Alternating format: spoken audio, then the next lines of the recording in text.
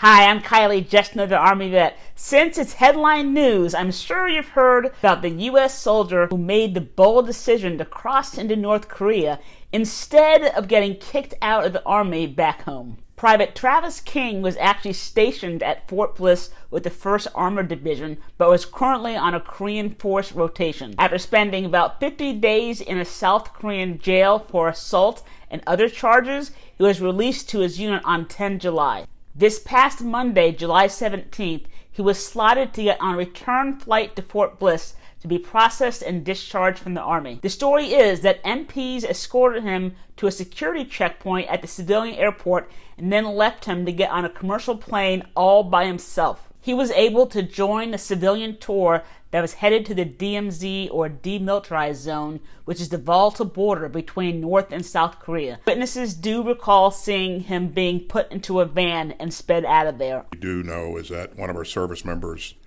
who was on a tour willfully and without authorization crossed the military demarcation line.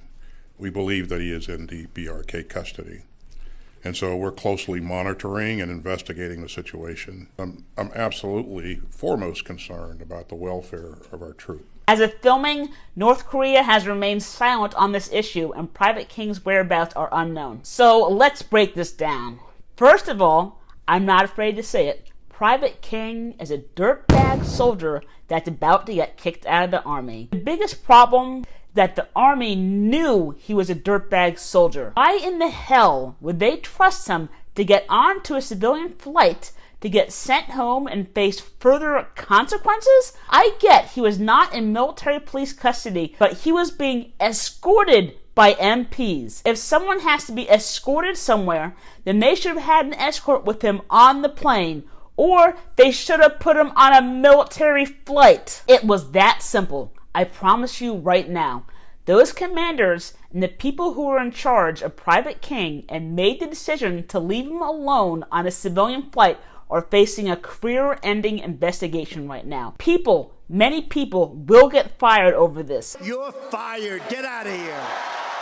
Right? So, what is the U.S. government to do when dirtbag soldiers decide to create an international incident and say F you to the U.S.? We already know that answer. Remember Bo Bergdahl? He was the U.S. soldier who deserted his post in Afghanistan in 2009 and was captured and held captive by the Taliban until 2014. Some soldiers from his unit actually stated that many soldiers were killed and injured in the months following his desertion on missions to find him. In 2014, he was exchanged for 5 high-ranking Taliban members who were being held at the Guantanamo Bay detention facility. That may have been one of the worst trades in U.S. history.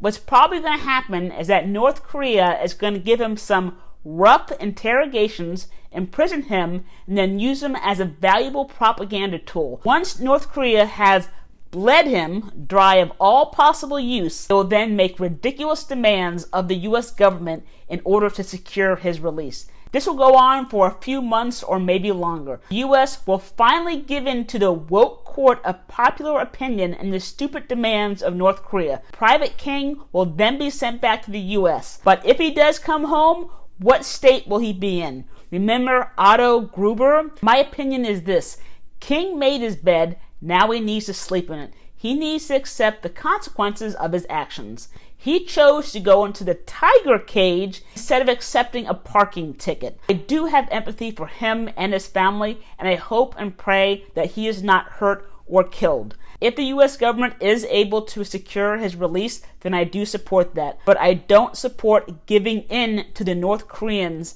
and their stupid demands. And hey, U.S. government, stop focusing so much time and manpower on trying to get this dirtbag soldier back. Instead, why don't you focus on Americans such as Paul Greiner, former Marine, who are wrongfully detained in Russia? What are your thoughts? What should happen to this soldier? Thanks for watching. If you got any value from today's video, I could really use a like, sub, share, comment, or a thanks, or you can watch this video.